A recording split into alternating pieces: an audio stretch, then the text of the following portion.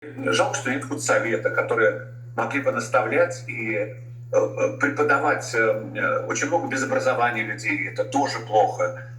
Чтобы знали ноты, чтобы правильно пели, пели не под фонограмму. Если хочешь под фонограмму петь, проще он просто поставил какую-нибудь там эту пластинку или там диск и все. Ведь хочется, даже когда микрофон фонит, и когда человек поет, пусть он где-то немножко ложанул, но это искренне, честно, по-настоящему. И тебя по-другому воспринимают.